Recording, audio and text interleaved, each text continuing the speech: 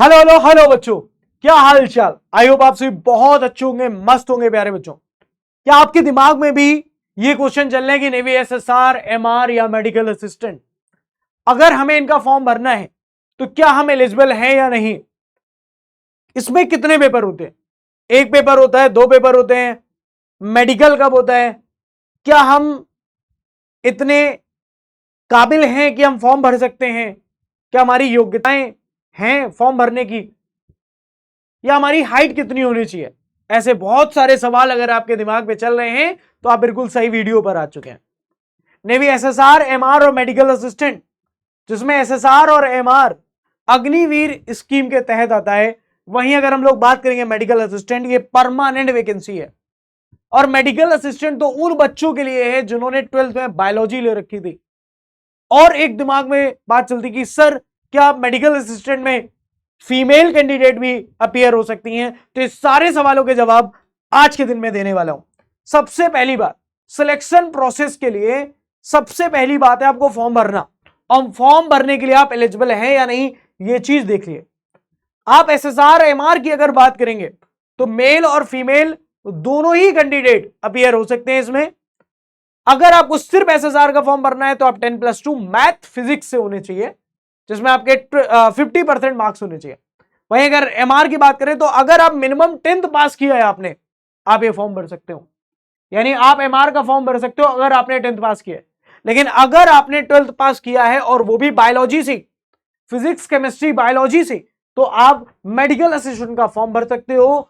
और 40% मार्क्स हर एक सब्जेक्ट में होने चाहिए।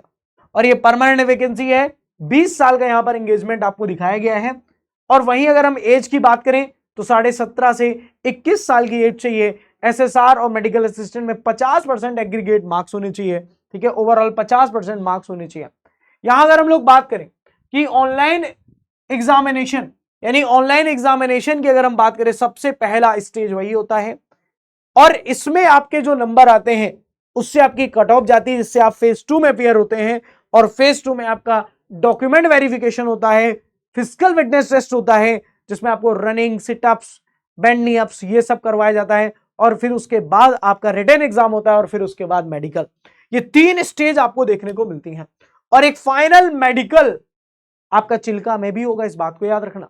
ठीक है, तो हम लोग आगे बढ़ते हैं अगले पॉइंट पे। यहां पर देखिए आप, सर ठीक है, लेकिन सीबीटी 1 हमें अगर क्रैक करना है, सीबीटी 1 हमें पास करना है, तो हमें क्या कौन कौन से सब्जेक्ट पढ़ने होंगे, हमें कहां से पढ़ना होगा, हमें कौन सी बुक से पढ़ना होगा, ये सब भी दिमाग में चल रहा है? परेशान मत हो, सारे डाउट्स के आंसर आज मैं करने वाला हूं। तो नेवी एसएसआर की अगर हम लोग बात करेंगे तो यहां पे 4 सेक्शन में आपका पेपर बटा होता है, इंग्लिश, साइंस, मैथमेटिक्स और जीए यानी जनरल अवेयरनेस। और ईच सब्जेक्ट में आपके 25 क्वेश्चंस आते हैं। टोटल यहाँ पे 100 नंबर होते हैं। 100 नंबर का ये एक पेपर होता है, 100 नंबर का पेपर होता है। और हर एक क्वेश्चन के लिए, हर एक क्वेश्चन के लिए 1 नंबर मिलता है आपको। ड्यूरेशन 1 घंटा और 0.25 यानी नेगेटिव मार्किंग कितनी है, 0.25 की रहती है।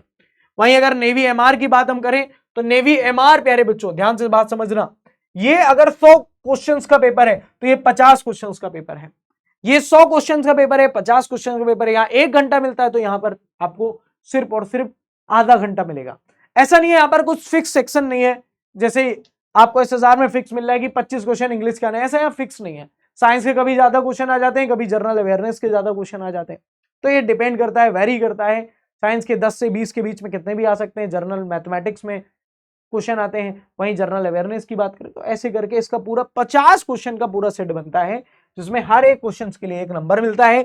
एग्जाम ड्यूरेशन 30 मिनट होती है, 0.25 की नेगेटिव मार्क है। Same medical assistant, medical assistant में सेम एसएसआर जैसा ही रहेगा, बट बायोलॉजी ऐड हो जाएगी मैथ की जगह पे। देखो, English 25, science 25, biology 25, general awareness 25। 100 marks का ये एग्जाम है, 100 मार्क्स का ये पेपर है, 100 क्वेश्चन आते हैं। एग्जाम ड्यूरेशन 1 घंटा है, नेगेटिव मार्किंग यहां पर 0.25 की है। अगर हम लोग बात करें स्टेज 2 की पूरी प्रक्रिया, जिसमें नेवी एसएसआर, एमआर और मेडिकल असिस्टेंट है, तो ये सबके लिए सेम है, सबके लिए सेम है। जो आपने सीवीटी 1 एग्जाम दिया था, सीवीटी 1 का जो पैटर्न था, जो सिलेबस था, वही आपको फेज 2 में जो रिटन एग्जाम होगा वहां भी देना होगा। क्लियर है? एक बार देखते हैं इसको भी। तो देखिए फिजिकल फिटनेस टेस्ट की अगर हम बात करें पीएफटी की, जिसमें हम बोलते हैं, इसमें आपको जितनी भी आपकी रनिंग है, आपकी सिटअप्स है, बेंड नी अप्स है, ये सब कुछ प्यारे बच्चों इसमें होगा। तो सबसे पहले यही 1.6 किलोमीटर मेल कैंडिडेट और फीमेल कैंडिडेट, आपको पता है सिर्फ और सिर्फ मेडिकल असिस्टेंट में मेल कैंडिडेट्स अलाउ है, बाकी आपके एमआर और एसएसआर दोनों में मेल फीमेल दोनों कैंडिडेट्स अलाउ। ठीक है, तो यहां पे अगर 1.6 किलोमीटर की बात करें तो 6 मिनट 30 सेकंड में, वहीं फीमेल के लिए 8 मिनट में, और वहीं प्यारे बच्चों अगर हम लोग यहां पर बात करेंगे उठक बैठक की यानी स्क्वाट्स की, तो 20 प्यारे बच्चों किसके लिए है, पुरुषों के लिए, और फीमेल्स के लिए यहां पर कितना है, 15 है। क्लियर है। यहीं अगर हम पुशअप्स की बात करेंगे तो पुशअप्स आपके यहाँ 15 आपको लगाने हैं, और यहां पर फीमेल के लिए आपको कितने हैं, 10 पुशअप्स हैं। अगर यहीं पर हम बात करेंगे बेंड नी सिटअप्स की, सिटअप्स आपने सुना होगा प्यारे बच्चों, सिटअप्स आपने करे भी होंगे। अगर मेल कैंडिडेट की बात करें तो 15 और फीमेल कैंडिडेट की बात करें तो सिर्फ ओनली 10। क्लियर है। यहां पर सबसे बड़ी बात, जब आपने पीएफटी पास किया तो अब आपका एग्जाम होगा सेम सीबीटी 1 जैसा, एसएसआर एमआर और मेडिकल तीनों में होता है। ठीक है, फेज 2 में एग्जाम होता है प्यारे बच्चों, सेम जैसा प्यारे बच्चों आप फेज 1 में देखे हैं वैसा एग्जाम यहां भी होगा, बस ये ऑफलाइन मोड होगा, और इसी से आपकी कट ऑफ बनेगी, इसी से फाइनल सिलेक्शन होगा। वहीं प्यारे बच्चों हम लोग बात करेंगे, आपकी आंखें बिल्कुल सही होनी चाहिए, विजन। ठीक है, विजन रेंज प्यारे बच्चों आपकी चेक करी जाती है वहां पर, तो 6x6 विद ग्लास हो। ठीक है, विदाउट ग्लास है चलेगा, विदाउट ग्लास अगर 6/12 है तो भी चलेगा, लेकिन कलर ब्लाइंडनेस बिल्कुल भी नहीं चलेगी, कलर ब्लाइंडनेस बिल्कुल भी नहीं चलेगी, याद रखना इस बात को। आप ईयर वैक्स बिल्कुल निकलवा के कानों को भाई साफ करके जाना है। टैटू बाहरी शरीर पर, जैसे यहां इधर कोई टैटू नहीं बना होना चाहिए, लेकिन अगर आपके यहां पर बना हुआ है, ठीक है, यहां इस जगह पर बना हुआ है, 4 आर्म्स पे बना हुआ है, जब आप ऐसे सावधान स्थिति में खड़े होते हैं वो नहीं दिखना चाहिए, तो अलाउ है, अन्यथा नहीं अलाउ है, इस बात को याद रखना, अब बाहर कर दिए जाएंगे।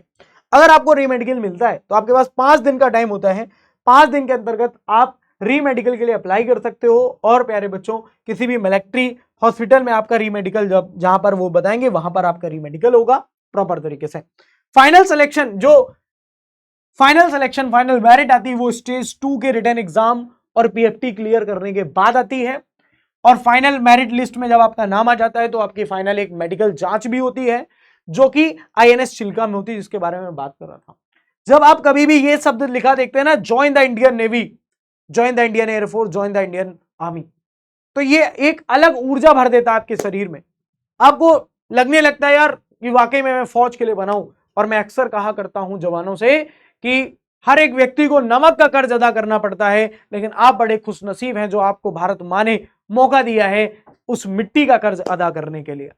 तो अगर अब आप इसकी तैयारी करना चाहते हैं प्रॉपर तरीके से, एक 0 से हीरो लेवल पे आप तैयारी करना चाहते हैं, आपको लगता है कि हाँ आप फौज के लिए बने हैं, लेकिन आपके कुछ बेसिक कॉन्सेप्ट्स कमजोर हैं, आपने 12th में पढ़ाई करी लेकिन वो चीजें नहीं, अभी आप भूल चुके हैं उनको, 11th आप भूल चुके हैं, 12th आपने रिसेंटली किया हुआ, 11th भूल चुके हैं, लेकिन 11th का भी तो इसमें आएगा, तो आपको प्रॉपर 0 से वो चीजें जो सिर्फ एग्जाम में आती हैं, फालतू का कुछ भी नहीं, प्रॉपर तरीके से आपकी तैयारी कराई जाएगी।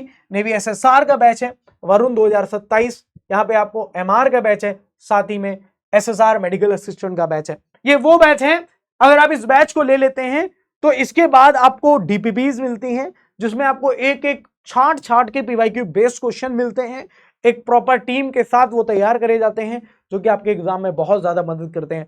जो पढ़ाएंगे उससे आसान ही आपको पेपर मिलेगा, कठिन तो नहीं मिल सकता। ठीक है, बाकी आपकी मेहनत भी रहती है, आप सभी लोग ऐसे मेहनत करते हैं, रैंक्स आती हैं, तो मैं हमेशा ये भी बोलता हूं कि जो रैंक्स आती है उसमें आपकी मेहनत ज्यादा रहती है, मेरी 20% है, आपके 80% है, क्योंकि मैं तो सबको पढ़ाता हूं, सभी बच्चों को पढ़ाता हूं, लेकिन लगातार ये रैंक का सिलसिला ऐसे ही चलता रहेगा, आप सभी अगर ऐसे ही मेहनत करते रहेंगे तो। ठीक है, तो जो भी बच्चा जुड़ना चाहता है एसएसआर, एमआर और मेडिकल असिस्टेंट के बैच से, तो वो जुड़ सकता है।